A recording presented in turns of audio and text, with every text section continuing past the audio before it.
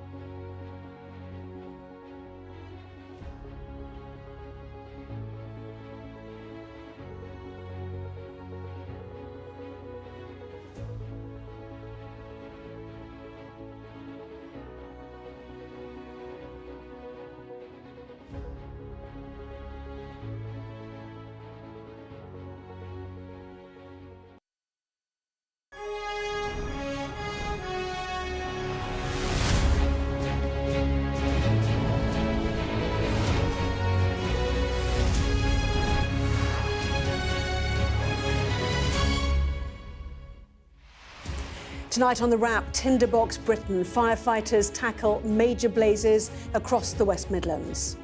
On the hottest day of the year so far, several homes were engulfed by flames in Stourbridge, where residents say ash has been raining from the sky. This has been one of the most significant incidents that West Midlands Fire Service has ever attended. The devastation is extensive. Tonight, 2 passengers are seriously injured after a train derailed near Lewes in East Sussex. Polls close in Clacton as Nigel Farage takes on satirical candidate Count Binface. Also tonight, the Palestinian families trapped inside their homes, held under siege by Israeli settlers. More top grades, boys outperforming girls, and more science and maths degrees, the new trends in this year's A-level results. But we discuss the day's biggest stories with the former head of Channel 4 News, Dorothy Byrne, and the chief executive of Total Politics Group, Mark Wallace. Plus a first look at the front pages of tomorrow's newspapers coming up in about half an hour's time.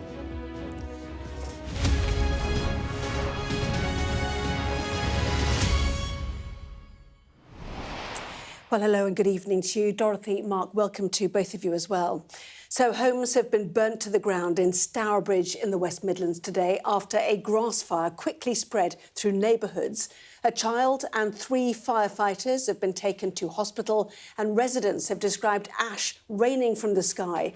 It is one of multiple blazes burning around the country on the hottest day of the year so far. Well, Dorothy and Mark, absolute tinderbox conditions. We see it ourselves, threatening homes, more hot weather expected, Dorothy. These are very frightening times, and we've seen Andy Burnham call Cobra together to look at emergency fixes. But ultimately, this is the problem with our country. We always deal with these things as they come up. And what we are suffering from now is the poor infrastructure of our country. You know, we're seeing that nurses are saying that they're overheating in hospitals. Nearly 3,000 people rushed to hospital. And we know that the poorest homes in Britain, more than half of them are apparently oven-like conditions because we've got the oldest housing stock in Europe. We are going to have to really rethink things in this country to prepare for climate changes here. It's happened. Mark. Yes, as Dorothy says, there are two different things we need to, or two related but distinct things we need to assess. One is, how do you deal with crisis conditions like this? Those horrifying scenes that you see, and you've got to feel for the residents in Stourbridge and elsewhere, and the firefighters and emergency workers who are still out there right now trying to fight these blazes in various places. How you deal with the crisis in the moment, but also how you try and change your infrastructure and how you adapt in the long term to deal with these kind of conditions on an ongoing basis. Yes, West Midlands Fire Service suggesting they've dealt with thousands of calls amid this ongoing heat. And that is, 100 firefighters battling blazes across that region alone. So the dramatic images we saw today have been described as apocalyptic by one local councillor. This evening, the town's mayor told Sky News the Prime Minister has pledged to support the Fire and Rescue Service in the West Midlands. Well, our Midlands correspondent Lisa Dowd is in Stourbridge this evening. I mean, Lisa, the hardest conditions they faced, as we heard from a news conference a short time ago, and people not being allowed back to the scene for potentially several days. Yeah, the fire service are telling us that they are still doing their best to try to get this fire under control. It is a huge site, around 40 acres. I'm a few streets away from it, actually. You can no longer smell smoke, so locals think perhaps it is getting under some kind of control. And that senior fire officer just a few moments ago saying it is the most challenging conditions that he has seen in 28 years in the service. They've had to pull in firefighters from other services as well. 100 firefighters trying to tackle that extraordinary fire today, which continues now. The mood on the street, well, it's quiet, it's calm. People are concerned. They're wanting to do everything they can to help, and their thoughts are very much with those who have lost everything today. This is the story of what happened earlier. It was the speed of the fire that shocked people. What started in fields outside of the town quickly ripped into properties as residents ran for their lives. They were terrified. We are a couple of streets behind the last place we've been evacuated. There was a secondary fire just 2 roads away, presumably from the ash. I don't actually know, but that was quite significant. We have shut the windows from about 1:45 to 2 o'clock this afternoon. It's very, very strong outside. Ash has been raining down on the roads for quite a few hours now, and that's obviously been the main concern for those of us a little bit further out from the main fire is, the potential for secondary fires. Parts of Stourbridge, west of Birmingham, were choked with smoke. Ash rained down as a wall of fire marched into the town. Exacerbated by temperatures in the mid-30s, the flames engulfed people's homes. Nothing seemed able to stop this. The mood is understandably shocked, concerned, but there's also an amazing sense of community. I think a lot of people in Stourbridge have come together, members of the public, local businesses and organisations are all pulling together to do what they can to help one another. Even in this summer of wildfires, this has perhaps been the most terrifying day so far, with crews stretched to their very limits. Fires have raged across the West Midlands and in so many rural locations across the rest of the country. I was driving, I was probably about 12, 13 miles away, and from the distance I actually saw the smoke bellowing right from the sky, and as I got closer I thought it was just like maybe a factory on fire or something like that, and as I got closer towards the area I realised that, hang on a minute, this is more or less in my own back garden, and the first thing I was worried about was my family. It will be a long, hard night for the fire crews fighting this rolling outbreak of summer fires. Blazes that have no respect for anyone and anything in their way. Well, Lisa, we heard the Chief Fire Officer talking about the extensive devastation here in Stourbridge, but it's not the only one in the West Midlands. We know of fires in Stratford-upon-Avon, in Pershore, and also Stoke-on-Trent. Yeah, and I think we should be mindful that the casualties could have been far more serious in this fire as well. What we know so far is that 6 people have been treated for smoke inhalation. 2 of those have been taken to hospital. The message very clear from the fire service that they have had thousands of 999 calls. They're not just tackling this wildfire, they're tackling other fires in the West Midlands as well. Extreme levels of demand are the words that they used. Their message is don't come to watch the fires, don't try to tackle them yourselves.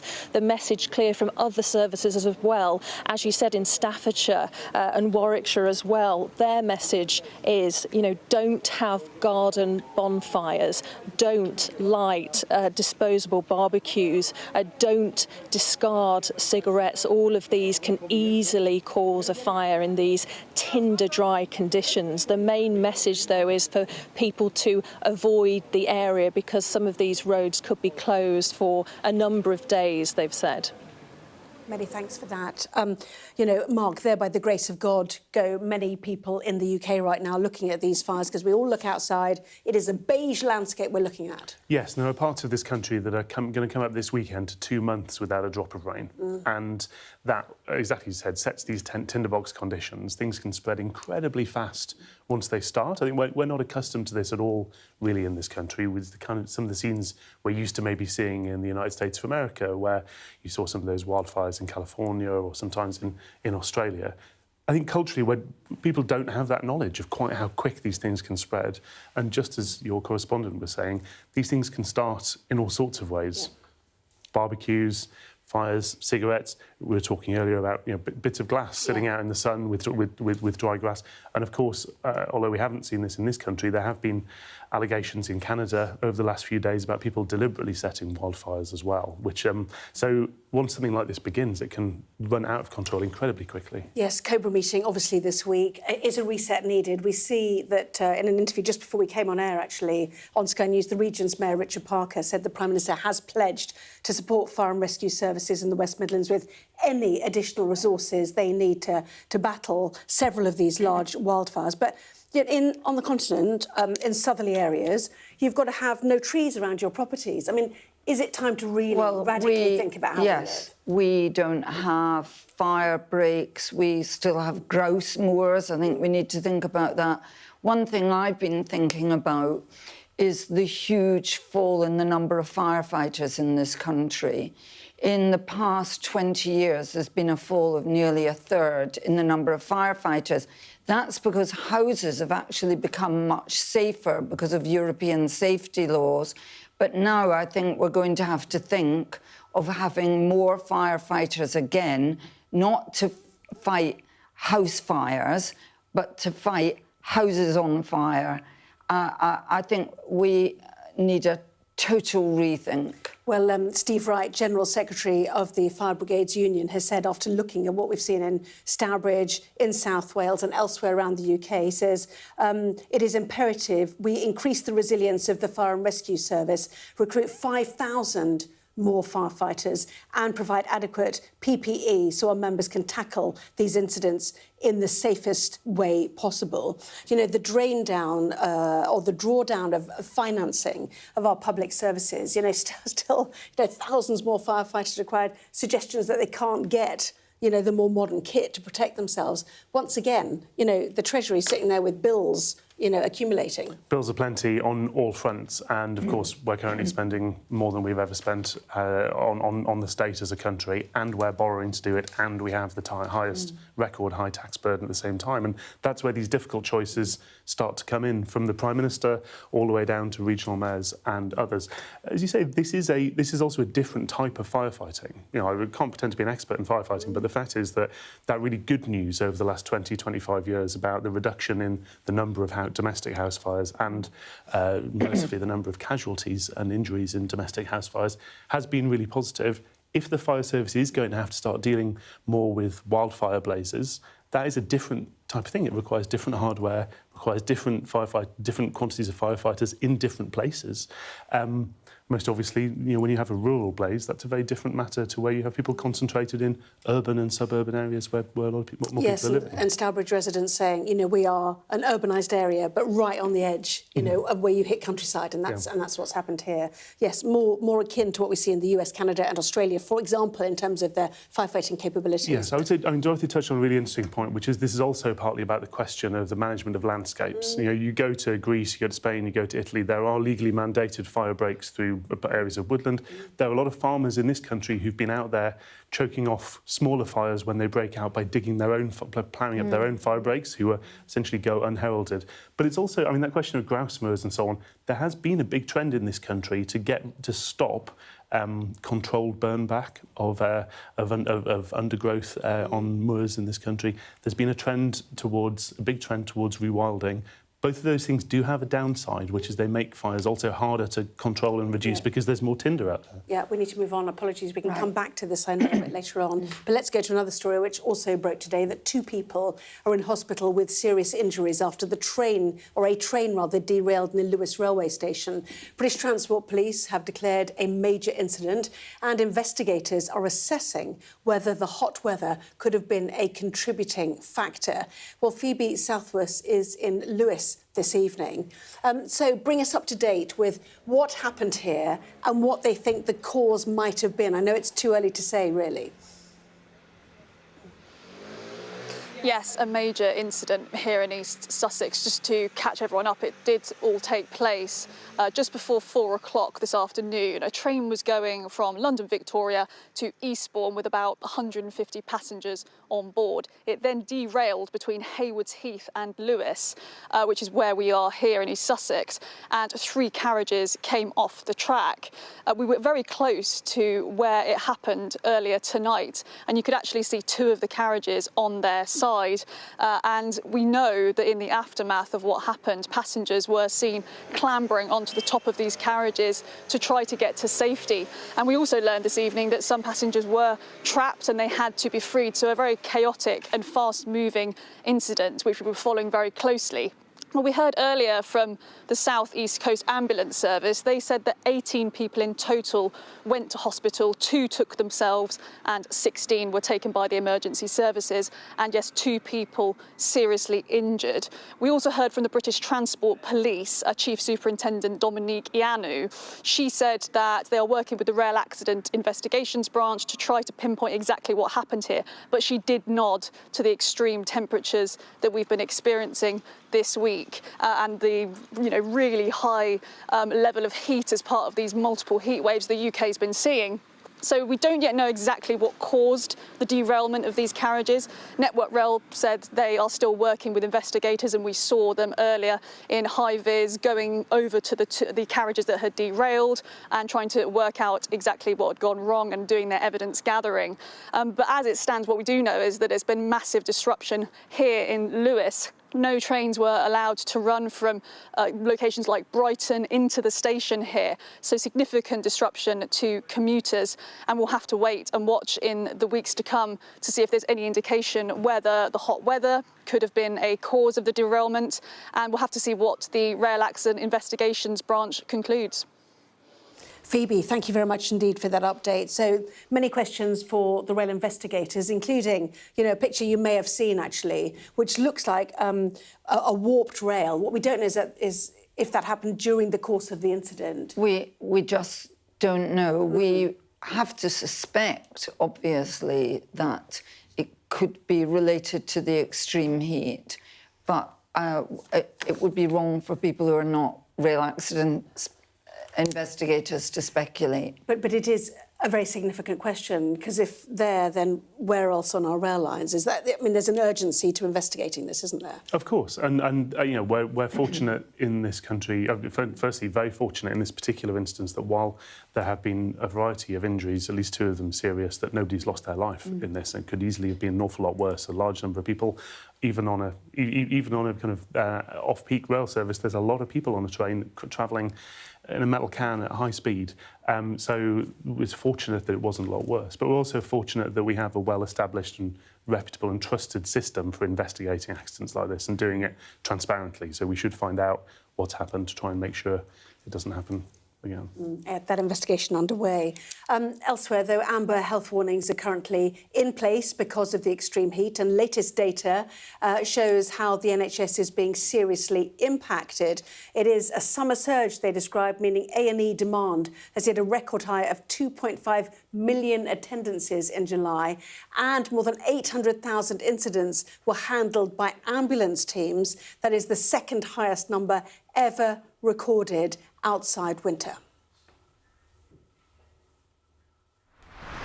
We know that heat is affecting everybody, but nurses are the profession closest to the patients and the public. And sadly, our facilities in this country, particularly in the NHS, are not equipped to deal with heat and the extreme heat that we've had. So from a staff perspective, it can be challenging because it can get very, very hot inside. From a patient perspective, we do see more people attending ED and our urgent treatment centres when it gets very, very hot. It's a drag. It does really pull your energy down. And where you feel like, I want to sit outside in the sun, you can't be bothered. You could do your own breakfast in the old hospital, cooking on the counter and the floor and stuff. It was too hot, too clammy. Oh, well, the hot weather is dreadful when you're 86. It's difficult. It's no good pretending it's not. It's difficult, particularly when you are really a bit poorly. Do you know what I mean? It's harder to cope. So a record-breaking summer for NHS demand then. For new mum Alyssa, keeping cool is difficult enough, but with a 2-week-old baby to look after, the heat brings an added challenge. Every day I go on Google and what's the weather tomorrow, what's the weather? And I basically just live with hope, one day at a time. Sometimes we hang out in the garden here as well, but sometimes it makes no difference whatsoever because it's just as hot outside as it is inside. But so we're not coping, we're just surviving, I would say. Yes, surviving like many of us, I think, probably. You talked earlier about our housing stock, unable to cope with the weather. Clearly, our hospital stock, our estate, cannot deal with it either. And our workplaces. I mean, I noticed that Zach Polanski of the Green Party said we should enforce maximum temperature in the workplace. We haven't got the workplace infrastructure to enforce such a thing. So hospitals, obviously, it's been terrible for the nurses, but it's been terrible for people in workplaces all over the country. Lots of offices now, you can't open the window. All these buildings were designed for a different era. I also think we're going to have to change public health messaging.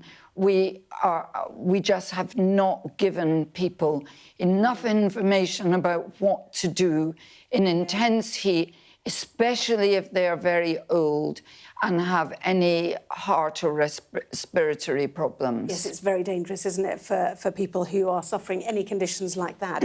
We've been saying it for weeks on this show, actually. Where is the government messaging on this? Is it OK that Andy Burnham came out and, yes, he's doing retail, offerings to make it look like he has momentum? Is it enough to come out and talk about disposable barbecues when there are so many issues we've all been discussing for weeks now? I think obviously not. If you're going to convene COBRA, you're going to convene the nation's emergency committee to treat this with the seriousness it deserves. It does cost thousands of lives, particularly of people who are ill, in poor health, or perhaps who are elderly, each time there's a heat wave like this. Then you have to have a clearer plan beyond, limiting the use of disposable barbecues, fine, because we know that's a possible cause of some of these fires, but that's tip of the iceberg kind of stuff. Sorry, I was going to say I think it's insulting to the British people because, again, it does what governments are always trying to do, which is blame us. So there are 2,700 excess deaths, and our politicians are trying to make out it's because we have the wrong barbecue. Well, I'm sure I wouldn't think about having a barbecue, but I didn't cause this trouble. The climate change and the lack of government action on climate change and the failure of successive governments to maintain the structures of our buildings and our public services in this country, that's what's causing the deaths. But I think that, it's undoubtedly the case. I say there are thousands of excess deaths. You can particularly see, if you look at the statistics from the previous heat wave, there are thousands of more excess deaths in that week. And then there's a dip in excess deaths in the typical number of deaths in the weeks after, and that's precisely because people who are the most vulnerable in terms of their health and their age in particular are being killed by this. There are things they should be doing, obviously, systemically to start with, including allowing people who already want to make changes to their own housing stock or their own offices to make it easier to do, to be able to fit shutters, to be able to fit awnings, to be able to install air conditioning.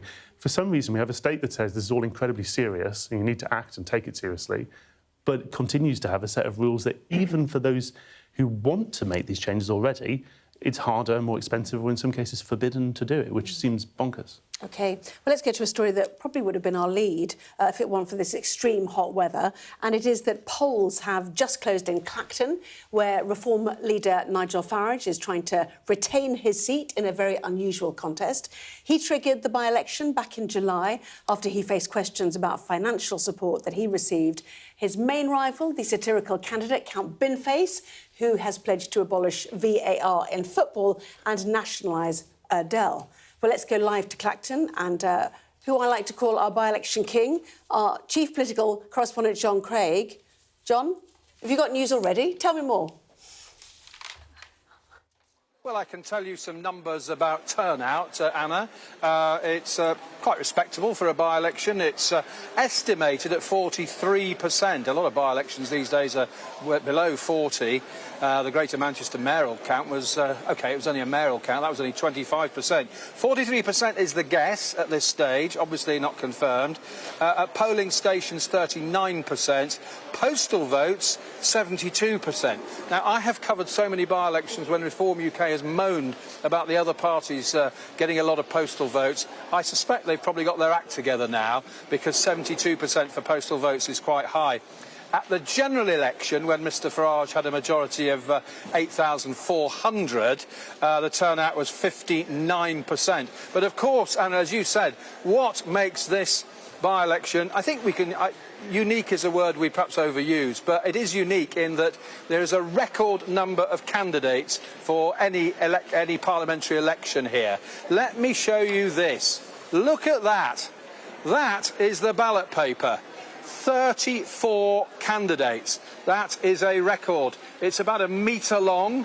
34 beats the previous record of 28. That was set when David Davis, now Sir David Davis, did a similar thing in 2008. He resigned his seat of Halton Price and Howden, fought a by-election. He was protesting about civil liberties being eroded, he claimed, with anti-terror laws. On that occasion, the turnout was only 34%, and he polled 72%. Now, Mr Farage would be delighted to get 72% here. At the general election, his share of the vote was only 42%. So let me just show you this hall. We're at the Clacton Leisure Centre. Now, what is extraordinary, the tables you can see have got these enormous great ballot papers. They're being separated. It's going to take ages to separate them all into 34 piles. And then if we move the camera around this way, you can see here, you see the white curtains on this side of the room.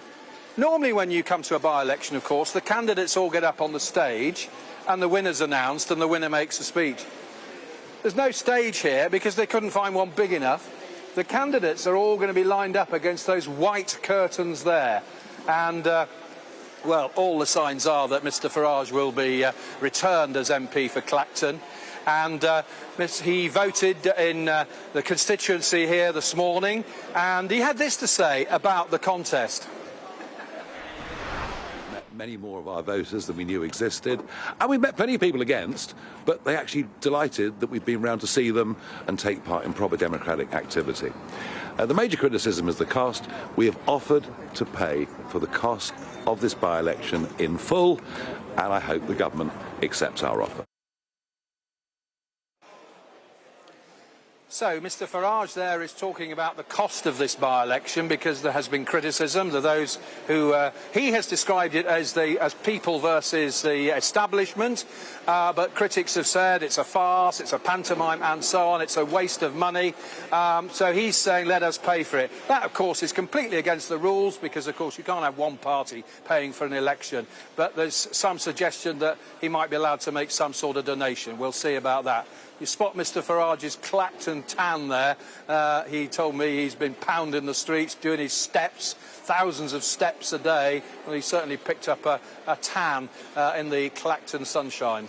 Hold that ballot paper up for us again, if you can, because I did hear that actually, you know, for people going in to vote, they didn't have tables big enough for people to have it. Have they had to have bigger tables, you know, for those counting behind you to actually look at this thing? Well, I think the answer is yes, because they put, I don't know if you can see where you are, Anna, but there are two tables here. You can see the ballot papers. I think the answer to your question is probably yes, Anna. We're just seeing somebody pick up a pile there, a big pile. I would speculate that's a Farage pile. Yeah, I've never seen ballot papers as big as this. 34. John, the way he was carrying it, like he's got 3 trays. Did you see that? I mean, it's really extraordinary. Yeah, thank you for the turnout figure. Dorothy was asking about that already. Any idea, given the numbers of candidates, when we might get a result?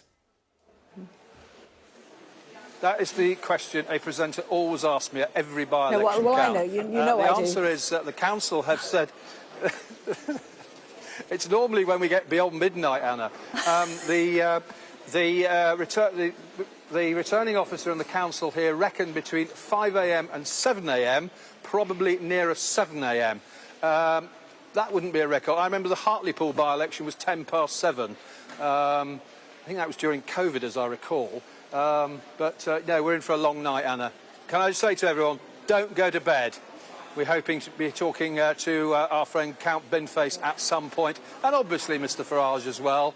And the returning officer has promised that he'll come and talk to us as well. That's Ian Davidson, the Chief Executive of Tendering Council. So, a night of all sorts of excitement for you. Don't go to bed, anyone. No, John, you're actually sounding excited about talking to Count Binface, unlike at Makerfield. So that is good to know.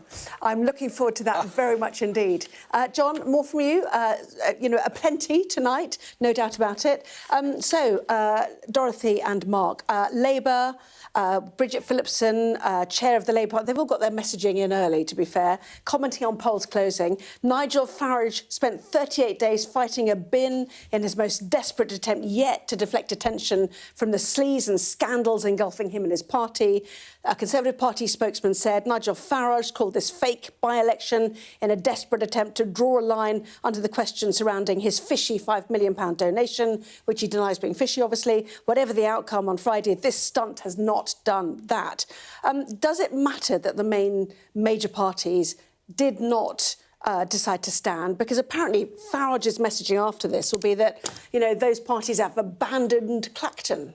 I think he kind of has to say that, doesn't he? I mean, the fact is this was a self-inflicted choice by Nigel Farage. He created this by-election. That's entirely his right as an MP. He could choose to resign his seat and then stand again.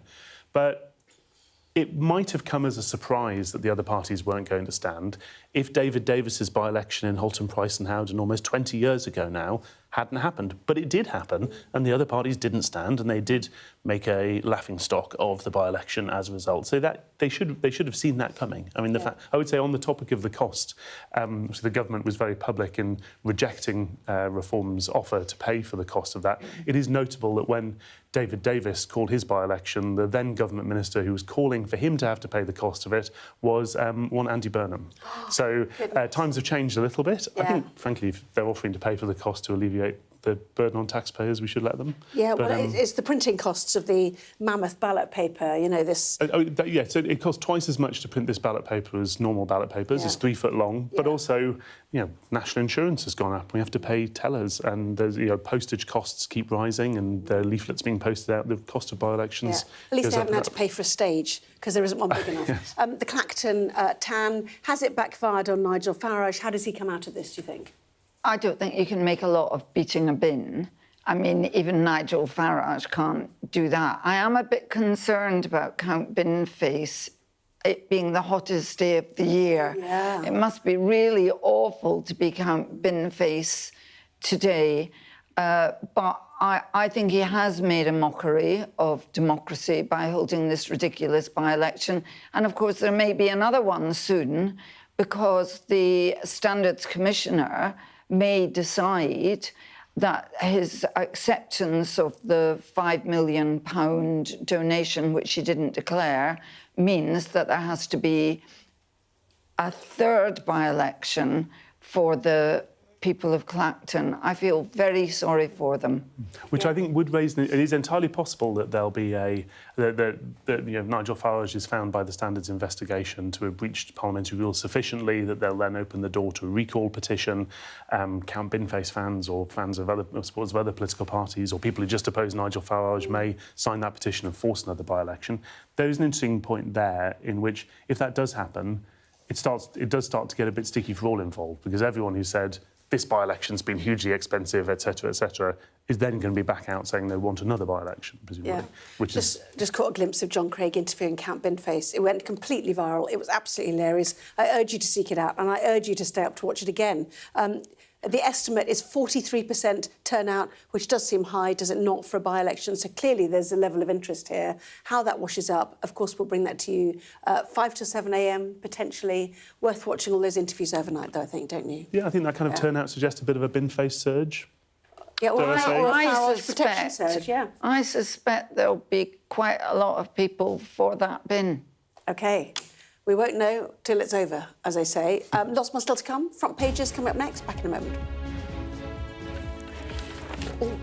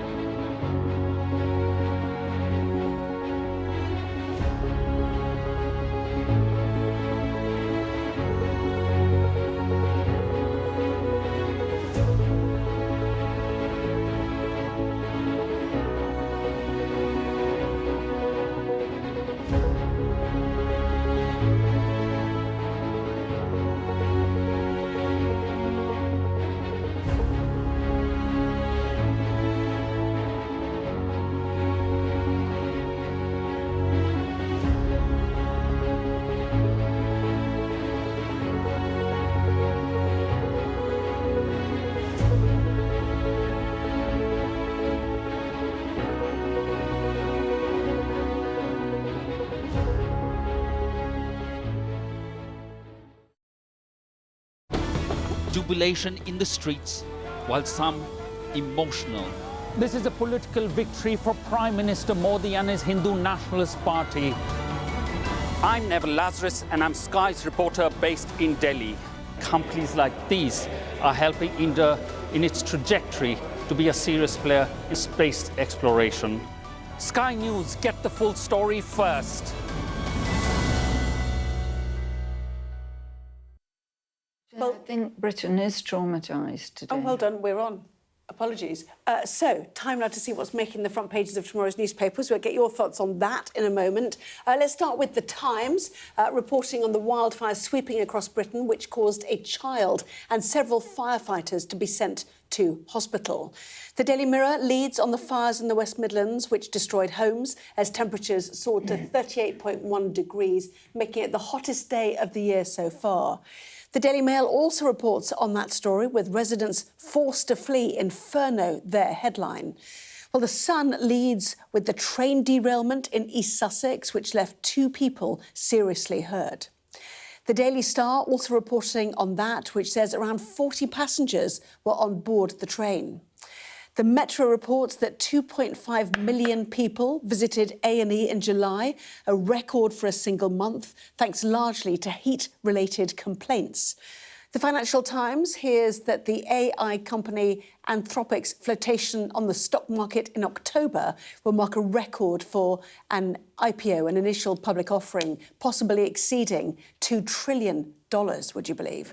The Guardian reports that Britain's education system could be in financial turmoil if fewer international students study here. And the Eye reporting that 24 million people face paying even higher water bills to firms losing 1.2 billion litres a day from leaks. And the Daily Express also leads with that story, with Conservative leader Kemi Badenoch saying Brits are fed up with poor service. Well, if you heard what Dorothy said, she said that Britain is traumatised, and that's a traumatising set of headlines, isn't it? Let's be honest with you, including, you know, these extraordinary pictures on the front page of the papers about the fire in Stourbridge in the West Midlands. At first, when you look at those pictures, you can't believe they're real houses. It looks like something from a film set. It doesn't seem real. And there's something about today that I feel marks a big turning point, that we've wasted years and years debating, do we have climate change? If we do have climate change, what are the causes? What are the effects? And then suddenly we're finding it's here. And I'm finding that people who didn't really believe in it before, it's not about believing in it, it's happened, it's here, and now we're going to have to change our country. The front page of the Mirror as well. You know, Britain on fire. It doesn't get starker than that. Headlines like that. Inferno, Britain on fire, heatwave devastation. You know, it's, you know, what do we say? I mean, we are literally living in a tinderbox right now.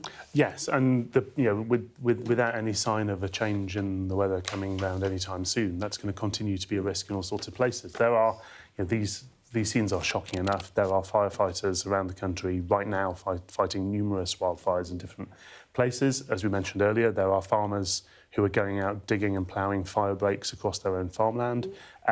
We'll see knock-on effects from this, obviously, in terms of these fires, but also the knock-on effects of this heat wave in terms of the food supply. In terms of, we saw warnings from energy companies earlier this week about the potential impact on the energy grid because usage spikes. And again, that's something you're used to seeing in, say, California with its brownouts when people use a lot of electricity during heat waves. This is going to continue. And there are a lot of ways in which I think our country has dodged a variety of decisions. I know somewhere I disagree with Dorothy. This country's taken a huge amount of action in terms of its carbon emissions and climate. You know, in terms of the reduction in our emissions over, you know, back to those early 1990s benchmarks, which are on the international agreements. There has been a huge amount of action at very large cost, but it's also the case that our country hasn't done much in terms of adaptation, and even on things like our water supply. 35 years now since this country built a major reservoir. Was it 92? Yes, and that's when it finished. You know, that wasn't when we last took a decision. That's when they got round to finally finishing it off. Even years before that, they were having to pass individual acts of Parliament to get through the kind of NIMBY thicket of rules and objections preventing stuff. We live in what is ordinarily, although not right now, a relatively rainy island across the year. We should be able to store water in sufficient quantities, and if we're failing as a country even on something that basic, you have to question our seriousness. Yeah, well, let's just see the Times on the way through to water, actually. The Times is also leading on the dramatic footage we've seen. Houses burn and a train derails on the hottest day. Obviously, the cause of that train derailment is under investigation, and a number of newspapers, you know, are leading on the train derailment, you know, with people trapped, as they suggest, in the carriages on the hottest day of the year so far. But you mentioned water, so let's jump to the eye, shall we? The 24 million people will pay even higher bills. You know, there is a sense of outrage from some commentators about this, but we know there are inflationary pressures, and we know there is much being asked of the water companies now. Dorothy, your view on this? Well, this is on top of a lot of people having to pay, on average, 36% more for water over a 5-year period.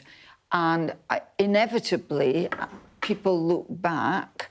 I mean, Kemi Badenoch is being quoted as saying it's all a disgrace. Sorry, it was the Conservatives who privatised water, and the University of Greenwich estimates that the companies have given their investors about £85 billion over that period.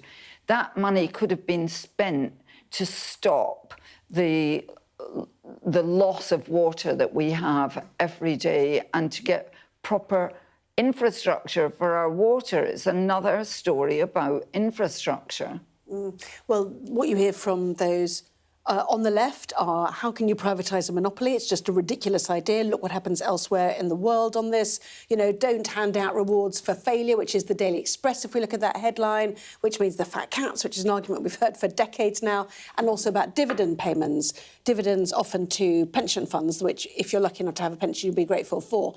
Anyway, so what do we do about water? Well, the first thing to say is the leaks are...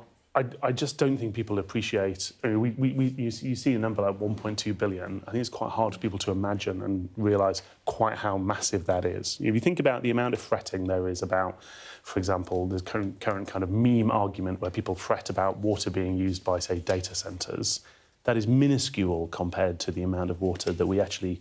firstly, that we use, but secondly, that we waste. And people see this all over. To give you an example, for my own street, you know, the only spot of greenery on our entire street at the moment is a stretch of grass where there has been, for absolutely ages, bubbling up to the water, to the surface, fresh, clean, treated water, which is coming out of a broken pipe.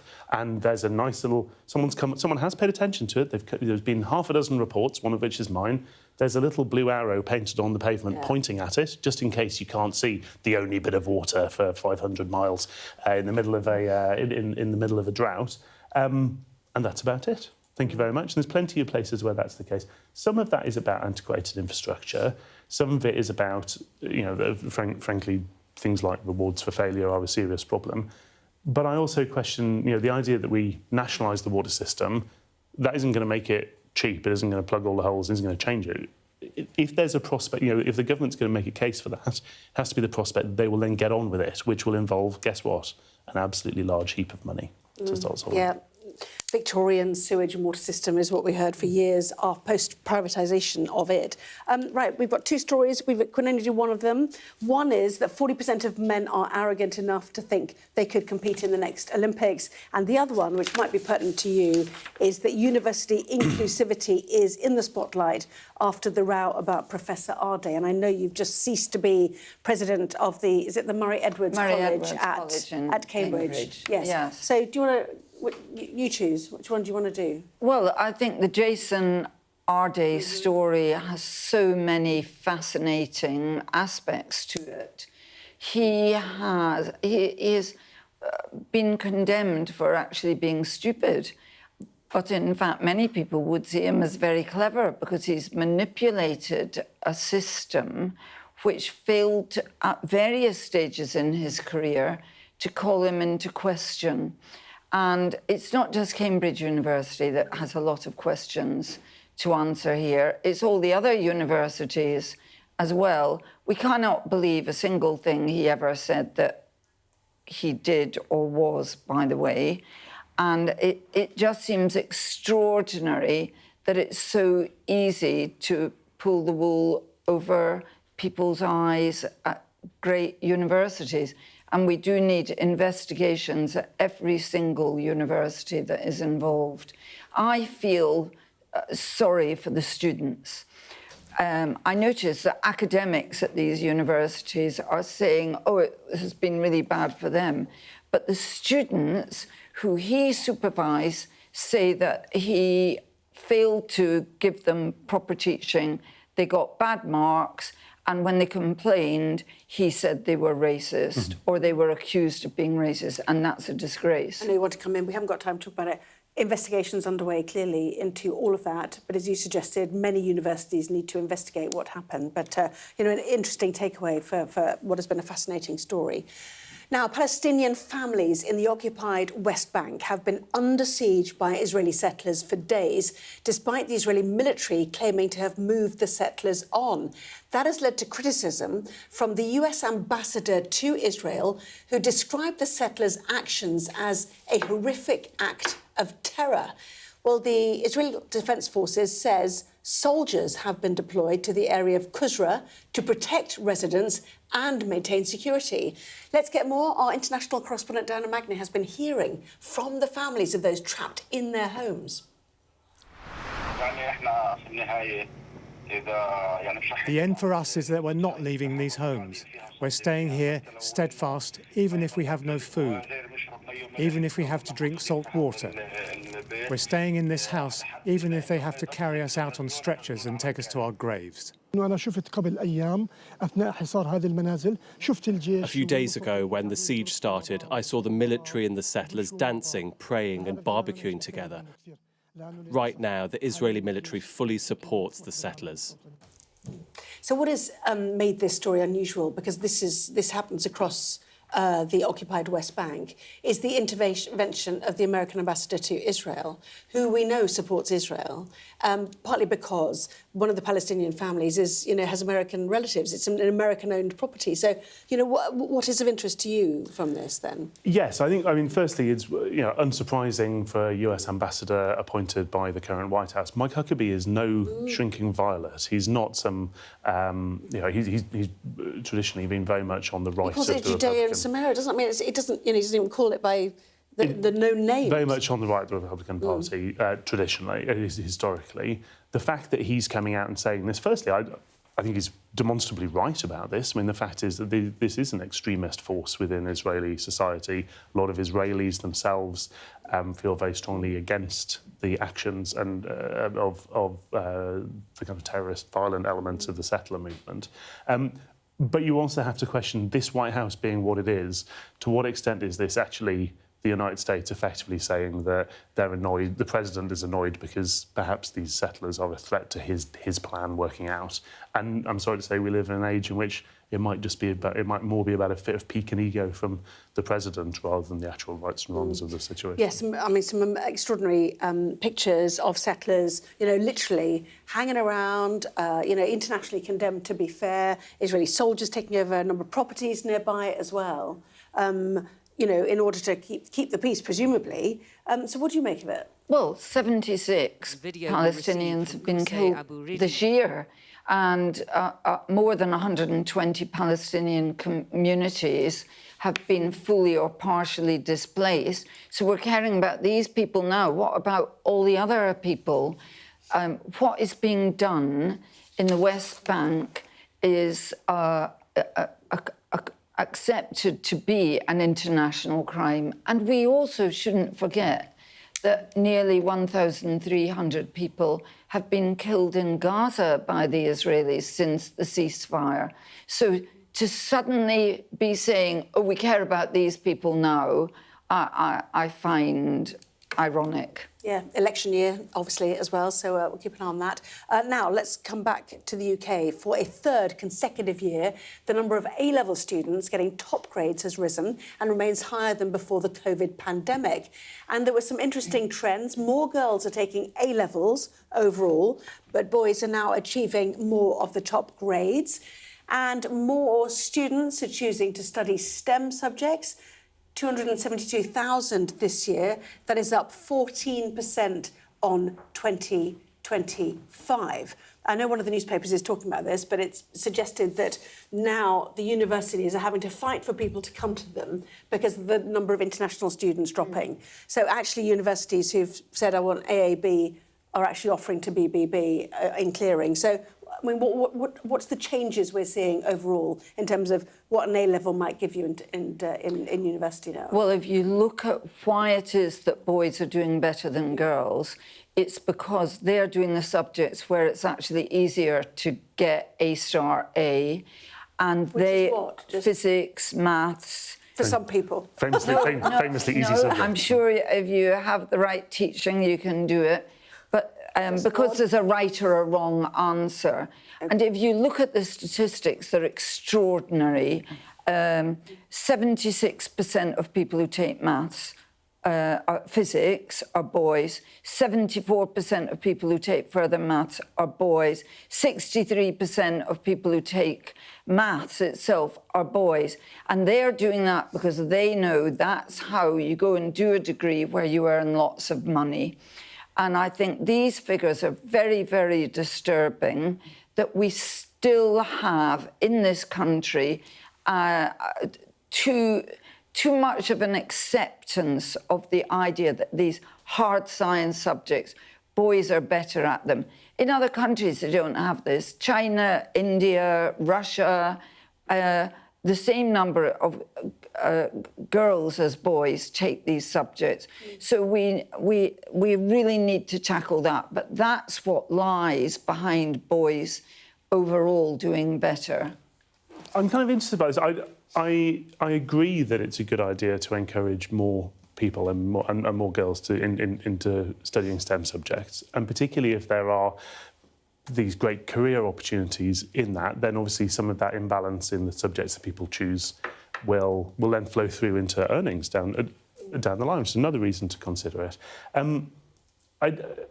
don't think it should be completely impossible for us to say also, really well done to all those boys doing so well in their A-levels as well. That's a good thing. It's not necessarily... I mean, the fact is that historically, for decades now, the trend has generally been that girls have outperformed boys in our exam system. I don't think we have a clear, full answer yet as to why that's been different over the last 2 years at A-level, but that's a positive thing for them, right? I mean, as it is the minute, I also think it's a shame that those numbers are reversed when you look at, say, English literature. 75% of people doing A-level English literature are girls, and I think if boys are not taking that opportunity, that's a shame. Yeah, it's The Guardian, whose headline is "Universities Fear a Financial Turmoil, rather, amid a slump in overseas students." We'll talk more about that a little bit later on. Should we have a quick look at the weather? We know what it's like. You're looking happy. Well, the forecast looks good. So you've sorted the travel insurance then? All Clear Travel Insurance sponsors Sky News Weather. I think that's an unfortunate. Well, we've had the highest temperature of the year so far, but it won't be as hot tomorrow. So have we peaked? Although southeastern Britain can still expect temperatures into the 30s. The Met Office has an amber heat warning covering central England today, a yellow thunderstorm warning for Northern Ireland.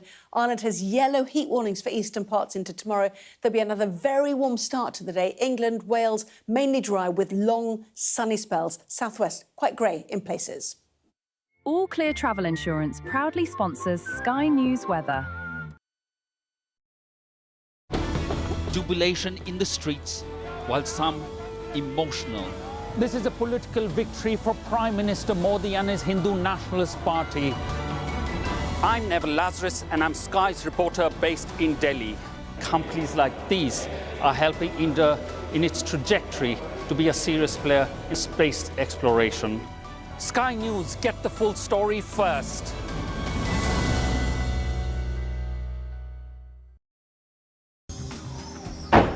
Hear that whistle and that crunch? We know that they're coming from the south of the city, where there's a column of Russian armoury.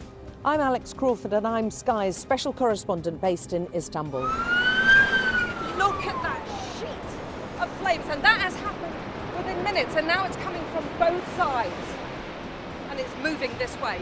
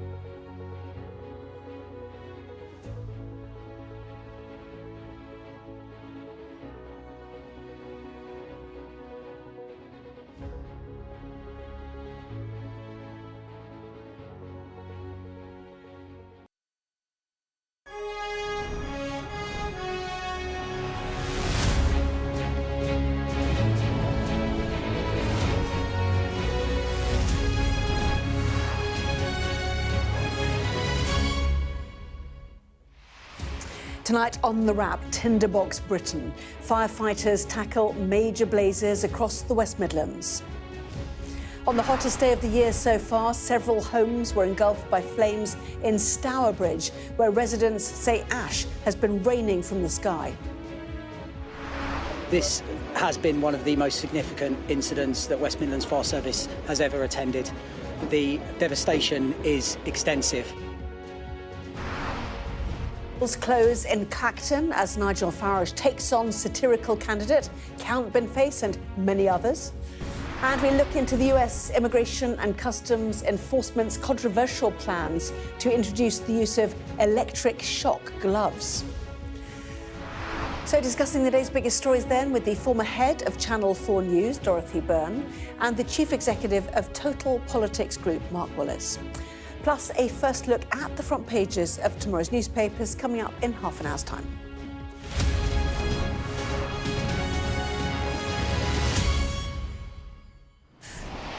Well, hello, a very good evening to you. Dorothy, Mark, welcome as well. So homes then have been burnt to the ground in Stourbridge in the West Midlands after a grass fire quickly spread through neighbourhoods. A child and 3 firefighters have been taken to hospital and residents have described ash raining from the sky. It is one of multiple blazes burning around the country and in the West Midlands on the hottest day of the year so far. Dorothy, Mark, tinderbox conditions we've seen, and here's the result of it. Yes, really scary scenes. There are parts of the country that are coming up this weekend to 2 months without a single drop of rain. So the potential for anything, a cigarette butt, a piece of glass focusing the sun on, to start something that, as we can see, can spread incredibly quickly, is there in huge parts of the country now. Dorothy? It's terrifying, and we're going to have to rethink how all our public services work and to re-examine all our infrastructure. We have discovered that our hospitals are too hot to work in, that the houses that people in poverty live in are actually dangerous for sick old people to live in, even down to we don't have enough firefighters. That's clear. In the past 20 years, we've got rid of nearly a third of the posts. We're really going to have to employ thousands more firefighters as soon as possible. Yes, the Fire Brigades Union calling for 5,000 today after watching the pictures. So those dramatic images then have been described as apocalyptic by one local councillor. This evening, the town's mayor told Sky News that the Prime Minister has pledged to support the fire and rescue services in the West Midlands with whatever they need. Let's get more then and hear from our correspondent Lisa Dowd. It was the speed of the fire that shocked people. What started in fields outside of the town quickly ripped into properties as residents ran for their lives. They were terrified. We are a couple of streets behind the last place to have been evacuated. There was a secondary fire just 2 roads away, presumably from the ash. I don't actually know, but that was quite significant. We have shut the windows from about 1:45 to 2 o'clock this afternoon. It's very, very strong outside. Ash has been raining down on the roads for quite a few hours now. Parts of Stourbridge, west of Birmingham, were choked with smoke. Ash rained down as a wall of fire marched into the town. Exacerbated by temperatures in the mid-30s, the flames engulfed people's homes. Nothing seemed able to stop this. The mood is understandably shocked, concerned, but there's also an amazing sense of community. I think a lot of people in Stourbridge have come together, members of the public, local businesses and organisations are all pulling together to do what they can to help one another. Even in this summer of wildfires, this has perhaps been the most terrifying day so far, with crews stretched to their very limits. This has been one of the most significant incidents that West Midlands Fire Service has ever attended. The devastation is extensive. We understand the impact that will have on the residents and the local community. We want to reassure everyone we will do everything we can to minimise that and, of course, get people back into their homes. Fires have raged across the West Midlands and in so many rural locations across the rest of the country. I was probably about 12, 13 miles away, and from a distance I actually saw the smoke bellowing right from the sky, and as I got closer I thought it was just like maybe a factory on fire or something like that, and as I got closer towards the area I realised that, hang on a minute, this is more or less in my own back garden, and the first thing I was worried about was my family. It will be a long, hard night for the fire crews fighting this rolling outbreak of summer fires, blazes that have no respect for anyone and anything in their way. Lisa Dowd, Sky News, Stourbridge. Well, the Prime Minister has just spoken out about that. Actually, should we just see what he had to say? This is about the Stourbridge fire, saying awful to see homes and communities hit by fires across the country tonight as the heatwave continues. My thoughts are with everyone affected, particularly those who have been injured or forced from their homes, and with the firefighters who have been taken to hospital. Yeah, plenty more from him. He says, I'm in touch with local leaders like Richard Parker in the West Midlands and will be speaking to emergency services on the ground as they continue their response. Our firefighters are working in incredibly difficult conditions and putting themselves at risk to keep others safe. A huge thank you to them and everyone supporting the effort tonight. Please stay safe and follow their advice. Do we need more government advice, do you think, on how we should behave, what we should watch out for? And we definitely need proper public health messaging, particularly to older and more vulnerable people, in order to help people understand what the dangers are to them, particularly if they're living in these very poorly built houses that turn into ovens. But we also need a big plan of what we are going to do in this country, because otherwise this will be several times every year. And this, the West Midlands Fire Service believes, started in grassland and then jumped to the houses. And if you look at the broader aerial shots, you know, the trees are not on fire, it's the roofs that are on fire. You know, we know that fire jumps, we know that wind can make it travel quite high distances, we know wildfire flames go high into the sky, but we need to think about flammability, we need to think about fire breaks around our own houses, we need to think about, you know, proper fire breaks in woodland now, don't we? Yes, and also, as I was saying earlier, making sure that there is proper programmes year-round of clearance of things like brush. I mean, we've...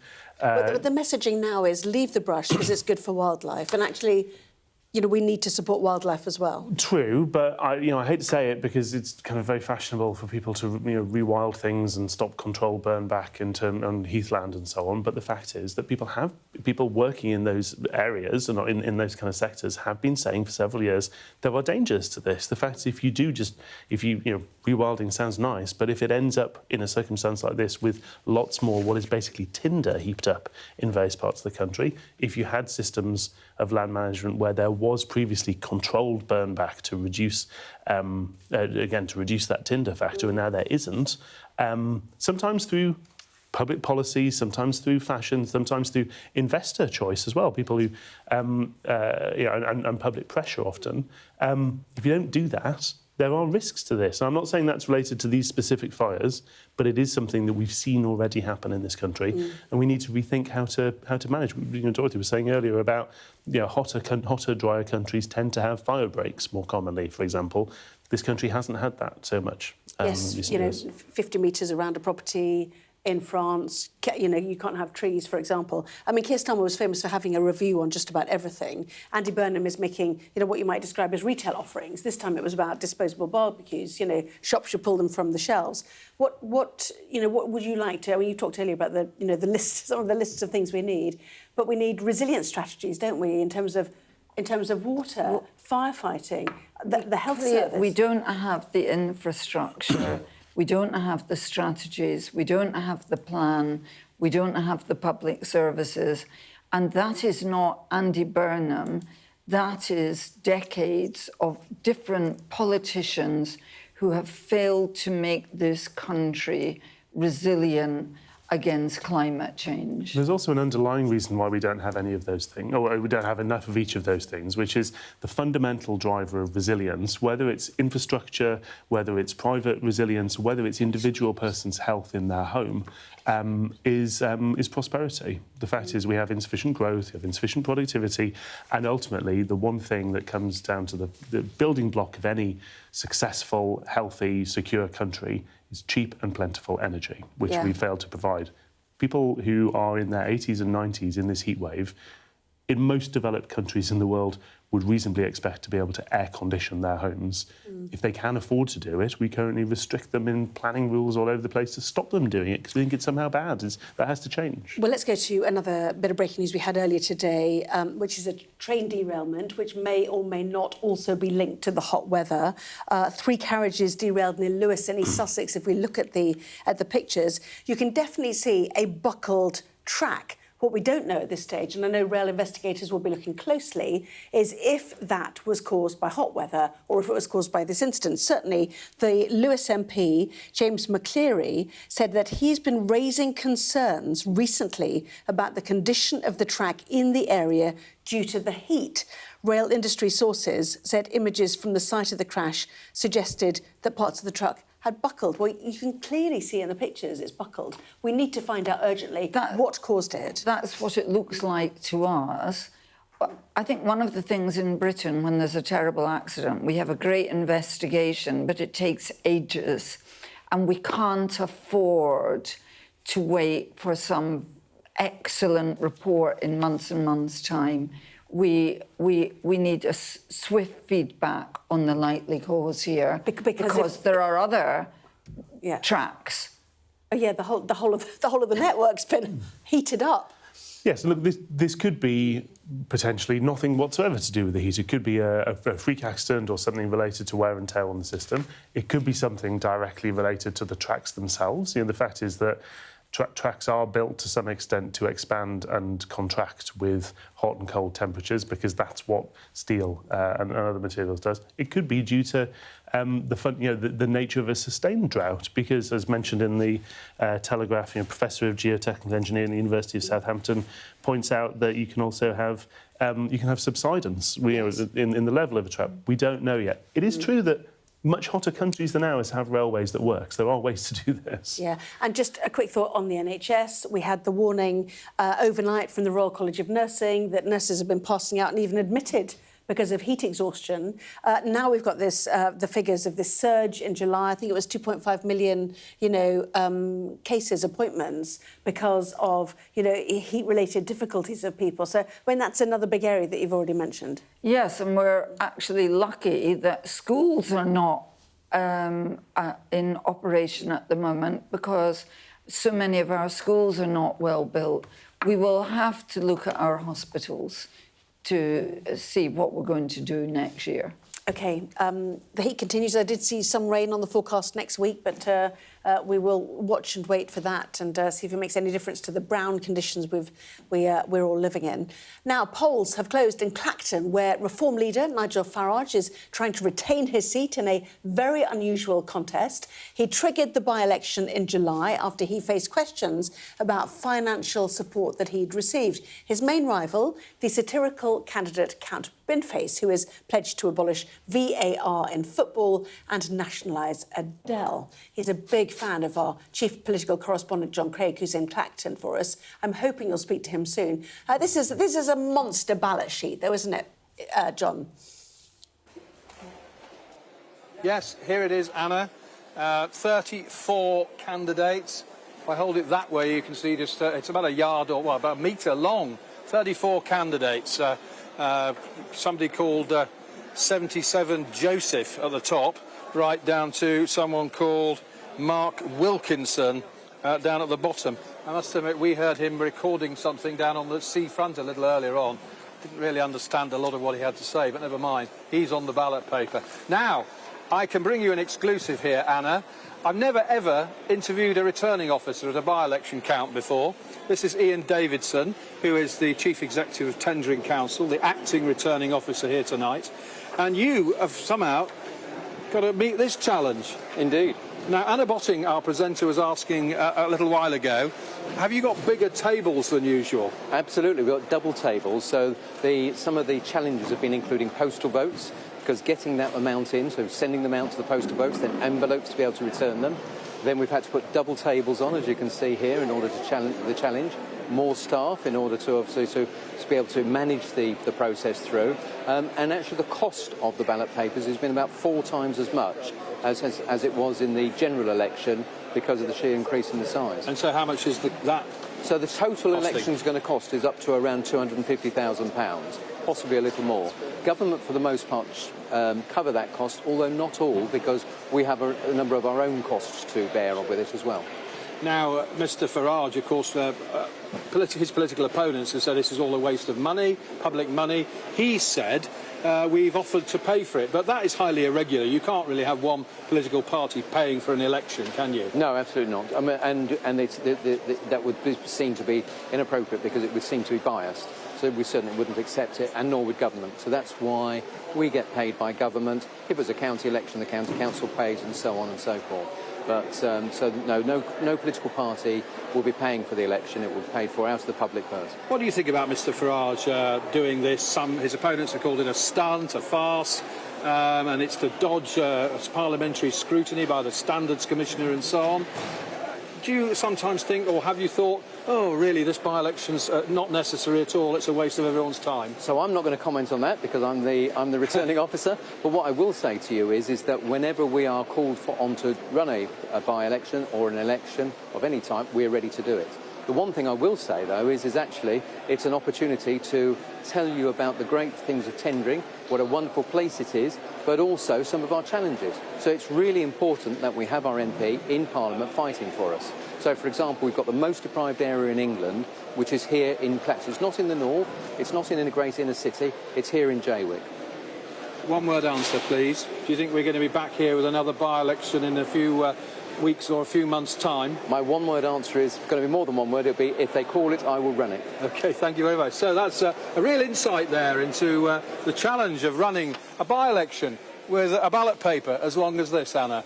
Yeah, double tables, John. I spotted them, you see. It's the most nerdy question ever. But thank you very much indeed. And plenty more from you. Thank you very much indeed for now. So 4 times the cost for that ballot paper that we saw John Craig holding up. These double-sized tables, polling booths that aren't big enough to hold the great long list, and, you know, a record number of candidates. Is that all that this by-election will deliver? Yes. I mean, on the record number of candidates, there's an interesting question here. So the deposit to stand in a by-election was set at £500 in 1985, Representation of the People Act. At that point, it had been raised from 150 quid, where it had been since, I think, 1918. You've got to wonder, is it time? I mean, there's been quite a lot of inflation since 1985. To put people off, you mean? Well, to make it at least have some kind of perhaps slightly more meaningful cost to stand in a by-election. I mean, maybe I'm wondering the point at which you've got a 3-foot-long ballot paper might be a hint to all of us that perhaps you could do with a slightly higher deposit. But, yes, I mean, look, any exercise in democracy is a good thing. It's important that it's run properly, and I think it is. It's important that people should have their say. Are you supporting this by-election? No, but I think people... Firstly, a Member of Parliament... It is important that a Member of Parliament has a right to stand down. They have a right to go to their constituents if they so choose. And those constituents also have a right to be royally annoyed about it, and to be annoyed if they feel they're being made a laughingstock. Traditionally, voters don't like to be asked what they feel is unnecessary elections, unnecessary by-elections. So then I think there's been a lot of reporting from people who are even Reform supporters and Nigel Farage fans, of whom there are many, many in Clacton, and particularly Jaywick, the most impoverished ward in the country, as just mentioned, who are still pretty annoyed about how this reflects on Clacton. It's their right to have a say as well. You know, I mean, the Clacton tan is how John Craig described Nigel Farage's look, as he's been beating the pavements of Clacton. The mainstream parties, you know, aka Labour and the Conservatives, you know, who've put out pre-statements tonight saying if he wants to fight a bin in this ridiculous farce, effectively. How does Mr Farage come out eventually? He doesn't come out well here. Even if he beats a bin, he's made a mockery of democracy. He said it was for the people of Clacton to judge whether he had committed any offence. That isn't actually what elections are about. We have parliamentary investigators and the police to investigate things like that. He's had a huge fall in his personal popularity since all these financial scandals, because he's not Mr. Ordinary, is he? His chum gave him £5 million, and we want to know how all that happened. So his fall, I think, was from -25 to -46, something like that, in popularity. I think after this, it will be very interesting to see whether the British people as a whole dislike him even more. So this isn't just about what the people of Clacton say. Yeah, he'll beat a bin, but he won't be standing against a bin or even a whole refuse collection lorry when it comes to a general election. I can't wait. They've got no stage, just to remind you, because they can't get a stage big enough. So they've got, if we see it, we've got a live shot, all those little meringue things. You stand in front of a screen. Yeah, I think it's clear that this has been a political mistake by Nigel Farage to call this by-election. Interestingly, those kind of net approval ratings, I think the number of people, or the way this goes down among people who dislike Nigel Farage, it's much, much less important than how this goes down with people who are interested or sympathetic or kind of reform curious. Because the fact is, he's always been a polarising politician. He doesn't have to care that if 60% of the public are opposed to him until tactical voting comes into play at a general election. But he does have to care about building up and maintaining that core vote who previously felt very strongly in favour of him. That £5 million, I think, has cut through in a really meaningful way. People have heard about it, but it's a very large amount of money, but it's also a large amount of money that's just on the side you can imagine potentially winning. He called it like a lottery win himself. People can imagine that, and they know that that kind of money doesn't just walk into their own lives. Do you think they've got to have tellers further apart because the ballot paper is so big? I don't know, I'm just speculating. Well, you've seen people carrying them like a kind of snake or something as they go in. They could get injured. It could be a health and safety at work issue. Yeah. John Craig was estimating 43% turnout, which seems quite high. You think that's been face support? Well, wait and see, shall we? It might be all the people who dislike Nigel Farage voting for the bin. But I am... Or it might be the Farage stalwarts who've come out. It will be fascinating to know, but also fascinating to see what British people as a whole think when this Farage is over. He's going to romp home in this by-election, but that doesn't change the fact that spending all this time and money and effort and airtime and political capital fighting to win and retain a seat that he already holds is time he's not on the topic of this £5 million and all the rest of it. Is time that he's not spending talking about stuff he would like to be talking about with voters he would like to persuade, and that is a serious cost to him. They have done some of that, obviously, haven't they? And they've done, their core messaging even this week. Full coverage from John Craig. It could be a late one, so coffee at the ready for that. Coming up next, though, the controversial electric shock gloves set to be used by US Immigration and Customs Enforcement. We will look at those next.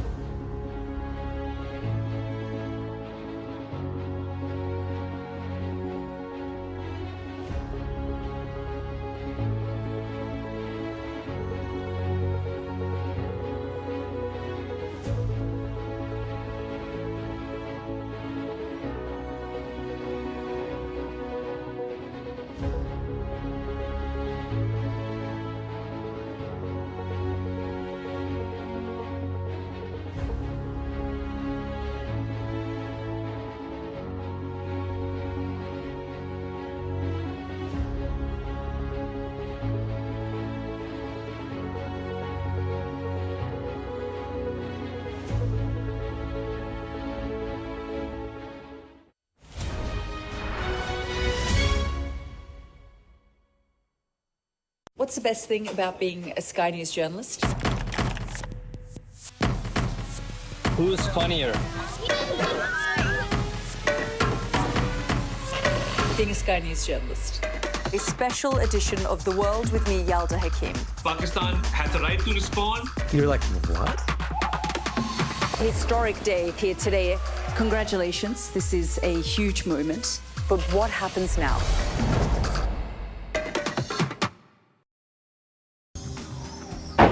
Hear that whistle and that crunch? We know that they're coming from the south of the city where there's a column of Russian armoury. I'm Alex Crawford and I'm Sky's special correspondent based in Istanbul. Look at that sheet of flames, and that has happened within minutes, and now it's coming from both sides and it's moving this way.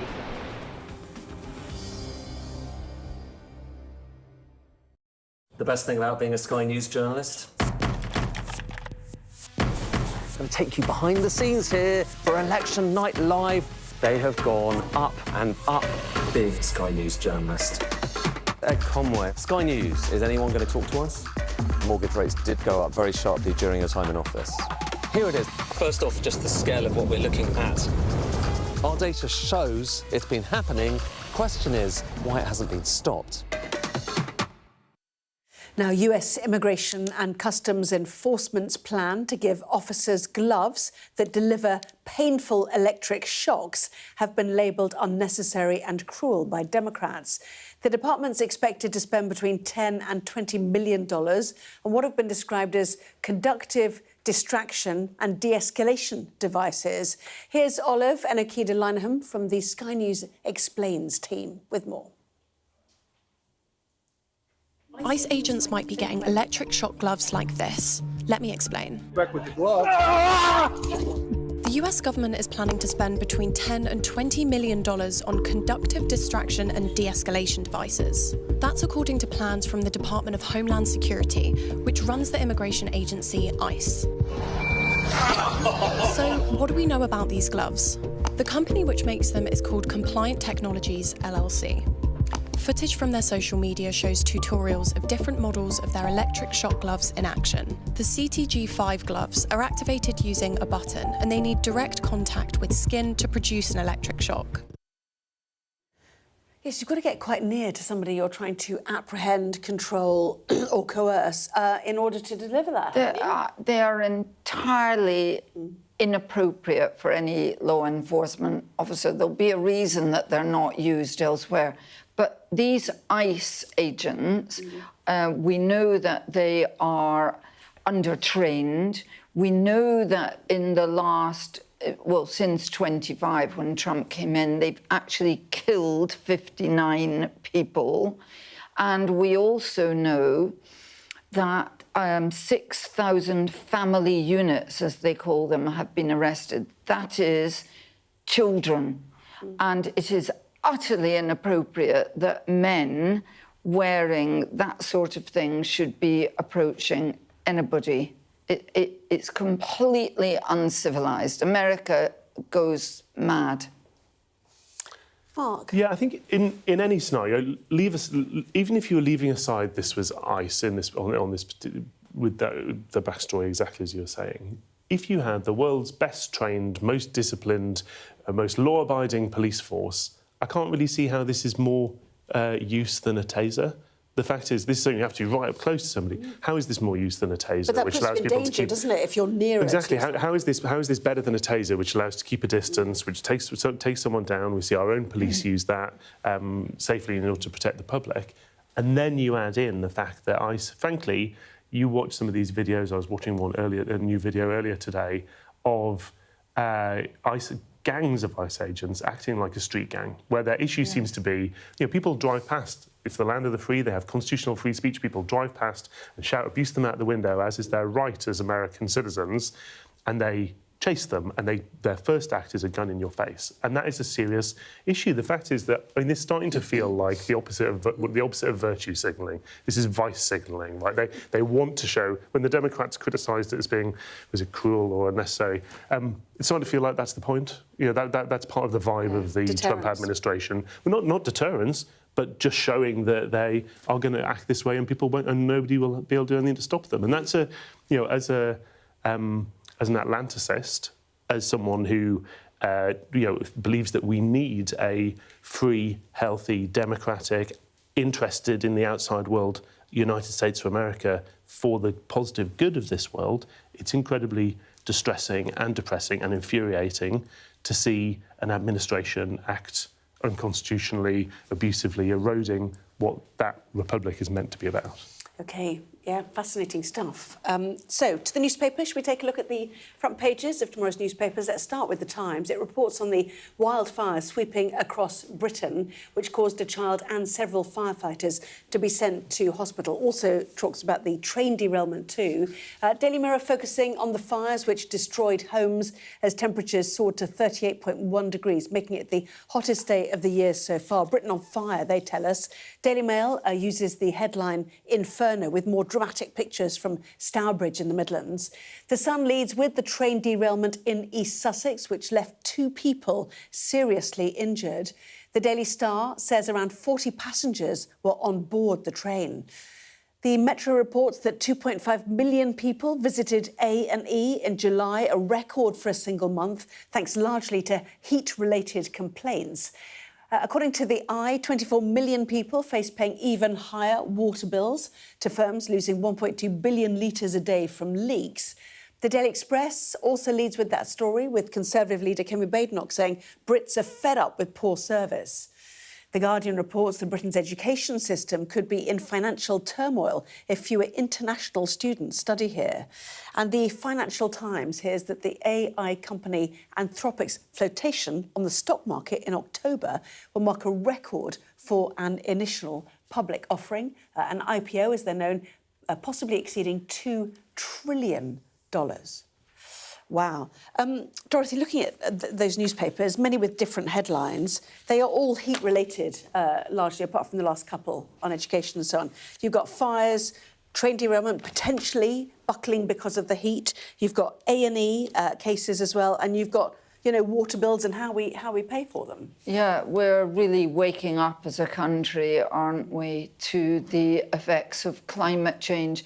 But there is another story in several of the newspapers which also relates to our infrastructure in many ways, which is the serious problems faced by our universities. 2/5 of our universities are facing being about to go into deficit, and that is another major problem that the government is going to have to tackle, because we may well have too many universities going forward. Yeah, this is The Guardian. Well, we'll swap our order and go to that, because you picked up on it. I know you've just recently stopped being, what were you? President of a college, which is legally a separate entity to a university. And of course, Cambridge and a number of universities are fine. They will always get lots of philanthropic donations, and they will get a lot of overseas students. But there is a big fall in overseas students, partly because of the changes in visas, partly because other countries are appearing more appealing and to be liking international students more than we currently seem to be. But it means that as it goes down the food chain, so to speak, a number of Russell Group universities are having to take students with lower grades, and then a number of the universities further down the chain are just not going to have enough international or even British students. Yeah, and the point is it's A-levels and BTEC Day and other vocational qualifications as well. The Guardian suggests that figures published by the Home Office show that student visa applications to the end of July fell 11% compared with the previous year. Now, some people would say that you've got some universities that shouldn't really exist, that Tony Blair was wrong to say 50% of kids in the UK should go to university. It all needs to be streamlined. You've got a Prime Minister who wants people to go towards technical qualifications anyway. So the whole thing's being shaken up. I think some people saying those things would be right on those points. The fact is that part of what underpinned that Blair 50% target was, yes, there was a justified argument about wanting to open up the opportunities for people to access higher education. But there was also a misapprehension in that, you remember, ministers at the time went around saying, this is the premium of a degree, is £400,000 extra earnings or whatever it is over the rest of your career. And at no point seemed to stop to say, that's based on the current number of students and the current range of courses which are being provided. If we increase that to 50% or more of people go to university and change the mix of courses, supply and demand does exist. That is going to have a knock-on effect. Even if those degrees all remain as good as those which were being offered before, that is going to have an impact. You can't guarantee those earnings don't materialise from nowhere. It's also true, I'm sorry to say, that some universities, and actually looking at the Jason Arday scandal in recent days and weeks, even some of our elite universities have been willing to tolerate the watering down of academic standards on a variety of topics, not just to get numbers up, but also due to a variety of kind of ideological kind of fads. Yeah. That's a problem too, and all of that cumulatively is going to knock the impact of people wanting to come and study at some of our universities. Yeah, we've got quite time to delve into the Arday story and all its implications, certainly. Do you mind if we go back to Heat then, which many of the newspapers are leading on, which is the Stourbridge picture, which is the Lewis train derailment picture. All of it throws up really critical points about how we adapt to climate change, if that's what we're seeing here, these unbelievable drought conditions. You know, one is a fire that jumped, it seems, from grassland, and the other one, the train derailment, genuine questions now about whether the train track had buckled somehow because of the heat conditions. And that's a very frightening prospect if it's true, and we need swift information from the investigators. We know that Burnham convened a meeting of Cobra, but from what we understand, he talked about they were thinking too small, and they were thinking just about the emergency now. We need a major new plan in this country for how we are going to cope with heat waves. Is it the fault of water privatisation that reservoirs have not been built? Because the last one was, I think, early 90s. No, because you've seen even the water industry, with its widely reported and well-covered problems and flaws, has been trying to build reservoirs in a variety of parts of this country. And I've got to say, there are some members of Parliament now who are going around lamenting water shortages, who have opposed reservoirs being built in their own constituencies. It's NIMBYism.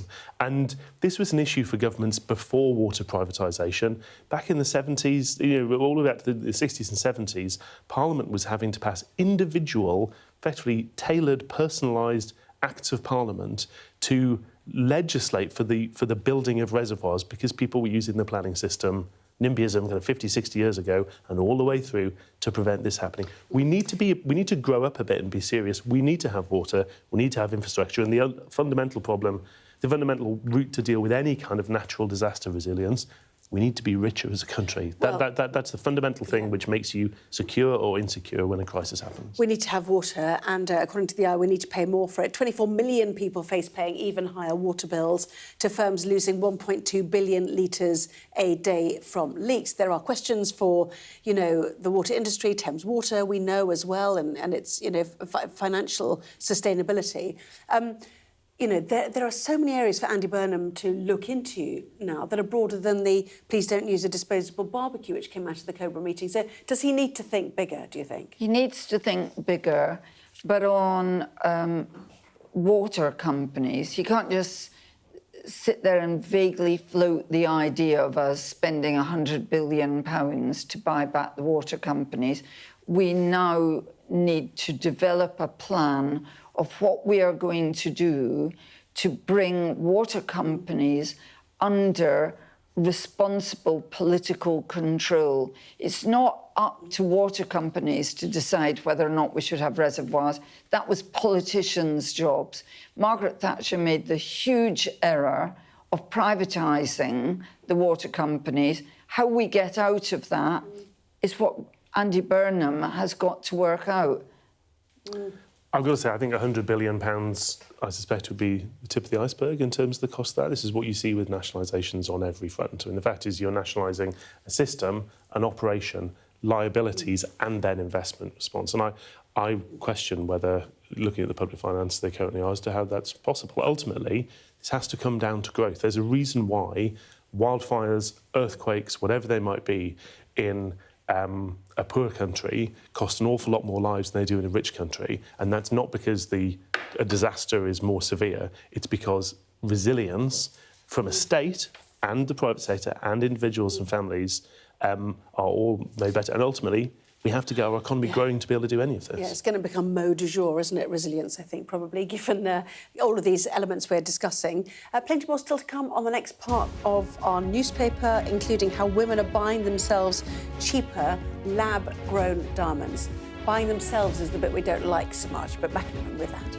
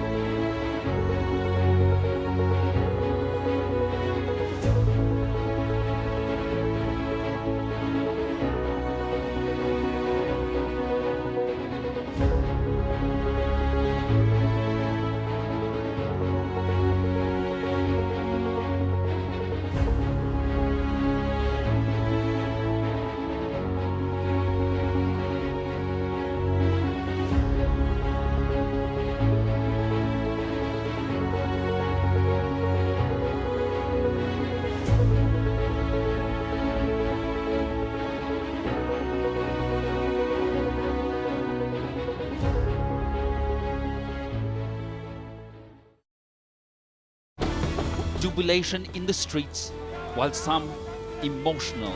This is a political victory for Prime Minister Modi and his Hindu Nationalist Party. I'm Neville Lazarus and I'm Sky's reporter based in Delhi. Companies like these are helping India in its trajectory to be a serious player in space exploration. Sky News, get the full story first. Welcome back. We're looking at the papers with Dorothy and Mark. We've kind of got a man's story, we've got a woman's story, and Mark says we should reverse who talks about it. But actually, Dorothy's getting married for the first time soon, so she's going to talk about diamond rings. Oh, well, congratulations, first of all. Thank you very much, but I will not be buying a Swarovski diamond because he has just said, the chief executive, I think it is, that it's very endearing that women are coming into their shops and buying diamonds for themselves because they're worth it. She sees it, she's beautiful, she tries it on and she says, you know what? Well, she allegedly says, let me get it for myself, but actually I think she would walk right out of the shop and spend her money on something better. Yeah. So are you wearing any? No, I don't go for all that sort of thing. You don't want engagement. You're just getting married, but it's a rare... I'm not engaged. You're not engaged. So you're just going straight for a wedding. But just go straight for it. You're quite unusual because only between 18 and 25 women aged 74 marry for the first time in England every year. And you're going to be one of them. And I'm going to be one of them. There we go. You might be number 22. Who knows? Congratulations to you. So the man story then, Mark. Yes, straight from the head of Swarovski, basically sounding like Swiss Tony off the Fast Show in terms of how it talks about women. Yes, this is something to make you proud. 2 in 5 men reckon they could compete in the Olympics in 2028. Now, I am probably not alone in having found myself watching the Olympics halfway through a packet of digestives, watching some obscure sport, thinking, "Oh, I wonder what that sport's like," and then thinking, "No, you're a lunatic. Like, why are you even pondering the modern pentathlon? That's not something you're going." But yes, the amazing thing is this includes people. 17% of men think they could be a top professional player at football, which demonstrably is not the case. What I would say is, if you find yourself having these thoughts, walk to the nearest mirror, behold yourself in it, then go back to what you actually do. I mean, it's amazing. Salient advice for all of us. Dorothy and Mark, super stuff. Thank you. Real pleasure to see you, and hopefully see you before the wedding. It's later this year. Much more to come, including the sport, where this retiring English World Cup referee has warned his former colleagues they're driving young officials out of the game. What's the best thing about being a Sky News presenter?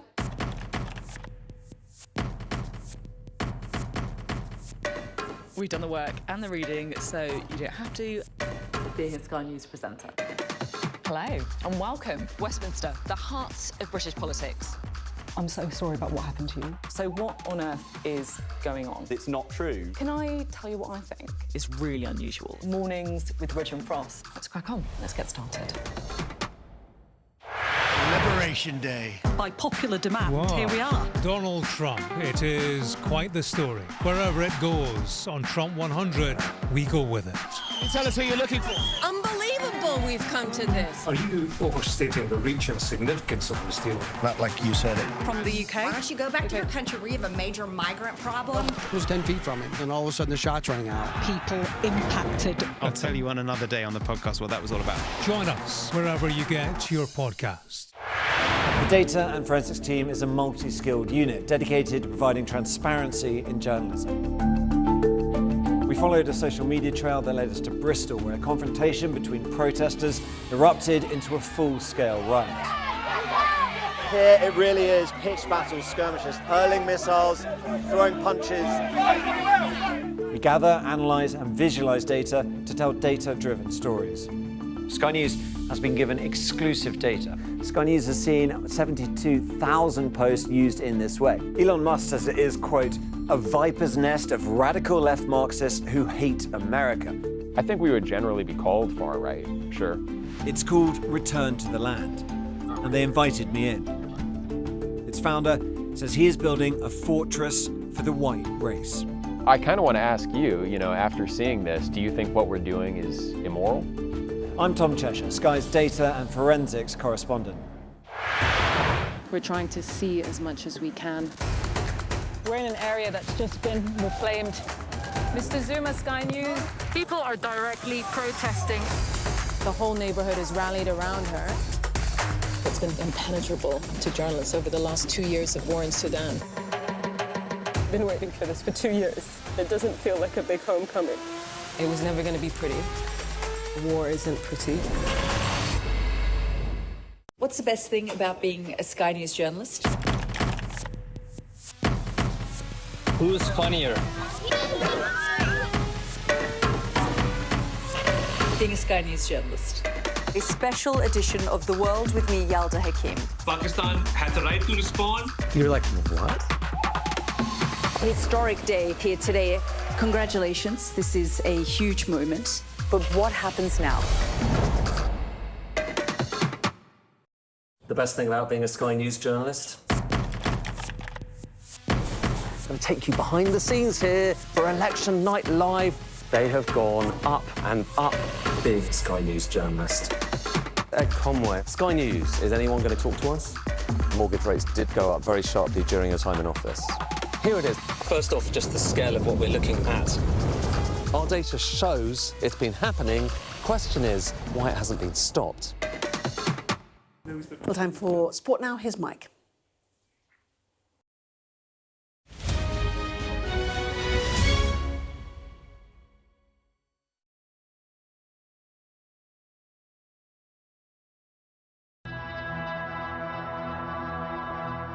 Juan de Ramos knowing he may not have Dimitar Berbatov signed up after this season. The reality is this, that Berbatov is with us at the moment and we're going to enjoy having him with us. If he goes, then we'll have to look for a replacement for him. Coming from a small country, I knew that it was my moment to grab it. Otherwise, maybe another one was not going to come my way. Fantastic talent. I think in the club there was already rumors that Berbatov maybe it's coming. We know because Ferguson always give us the tips and asking also guys, I'm going to take this player. What do you think? He always like to have your opinion. It was not under the radar or anything like that. It was played out in the headlines where everybody knew what was happening. It was always difficult doing business with Spurs, as we know. In my mind, it was straightforward. A team wants you, they come, they give the money that the other team wants for you, you sign the contract, there we go. Fortunately, that was not the case with me. Well, we made a bid for one player, and obviously that would be enhances a great deal.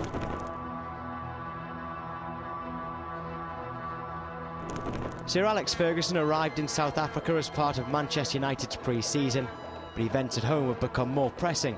Tottenham have reported them to the Premier League for tapping up Dimitar Berbatov, saying that the player has made it clear he wants to join Manchester United and will now be a negative influence on the squad. Tottenham have written to the Premier League to ask them to investigate our actions. Spurs are choosing to cover it in the press as well, that's their prerogative, but we'll deal with it privately, we'll deal with any request for information from the Premier League and let's see what happens. But I think it'd be totally inappropriate to make any public comment on that matter. It's a very competitive sport, football.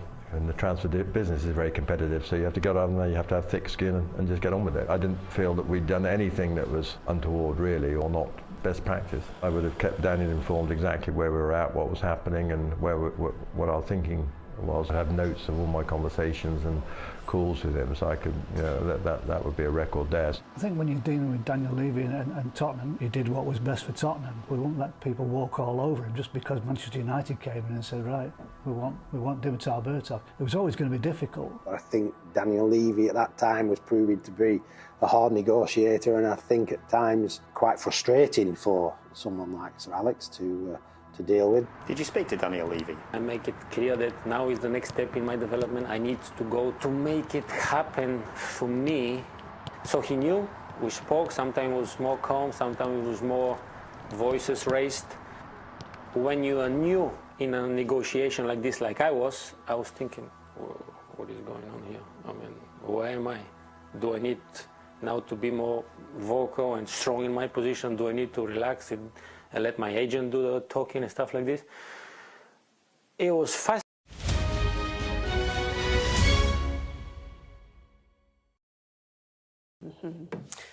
Let's take a look at the weather. Dinner under the stars tonight? That reminds me of our travel insurance. You mean All Clear Skies? All Clear Travel Insurance sponsors Sky News Weather.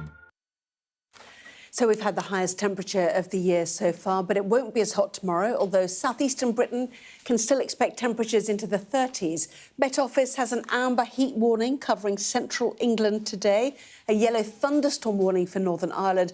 Ireland has yellow heat warnings for eastern parts into tomorrow. So another very warm start to the day. England and Wales will be mainly dry, long sunny spells. Southwest, though, quite grey in places.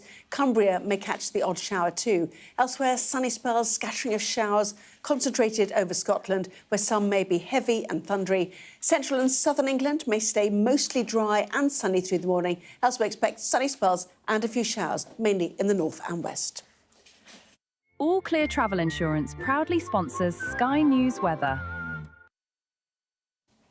So coming up next, the metre-long ballot paper, the record number of candidates, a turnout, we've now been told, of 41%.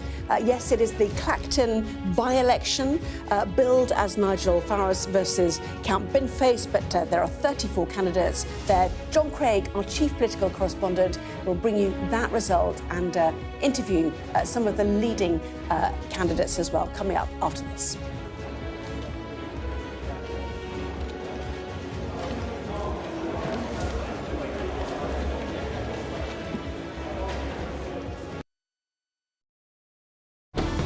Jubilation in the streets, while some emotional. This is a political victory for Prime Minister Modi and his Hindu Nationalist Party. I'm Neville Lazarus and I'm Sky's reporter based in Delhi. Companies like these are helping India in its trajectory to be a serious player in space exploration. Sky News, get the full story first.